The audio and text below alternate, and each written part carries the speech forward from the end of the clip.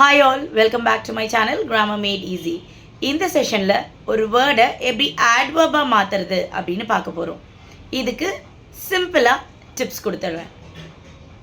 For example ly, டிப்பிக்கலாக ly அப்படின்னு add பண்ணிட்டாலே ஒரு word adverb-ஆ மாறிடும். ஆனால் இதில் ஒரு நியூவன்ஸ் இருக்குது.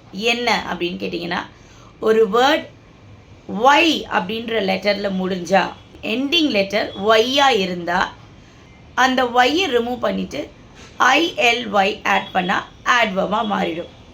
இல்லைன்னா ஜென்ரலி ly ஆட் பண்ணால் adverb-ஆ மாறிடும்.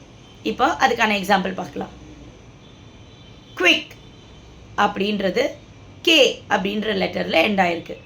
அப்போது இதை adverb-ஆ மாற்றணுன்னா ly ஆட் பண்ணாலே அது adverb-ஆ மாறிடும். இன்னொரு எக்ஸாம்பிள் பார்க்கலாம். ஈஸி, இந்த வேர்டை பார்த்தீங்கன்னா இது y அப்படின்ற லெட்டரில் எண்ட் ஆயிருக்கு.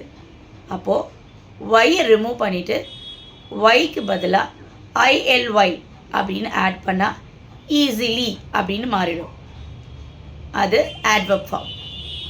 இப்போ உங்களுக்கான டாஸ்க், ஸ்லோ அப்படின்ற வேர்டையும் ஹாப்பி அப்படின்ற வேர்டையும் adverb-ஆ மாற்ற சொன்னால் என்ன பண்ணணும்? ஆன்சர் தெரிஞ்சால் காமெண்ட் செக்ஷனில் ஆன்சரை ட்ராப் பண்ணுங்கள்.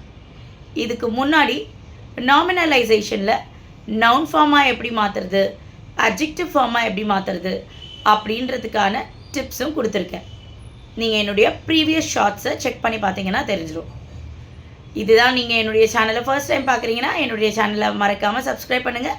உங்கள் ஃப்ரெண்ட்ஸ் அண்ட் ஃபேமிலி கூட ஷேர் பண்ணுங்கள். தேங்க்யூ.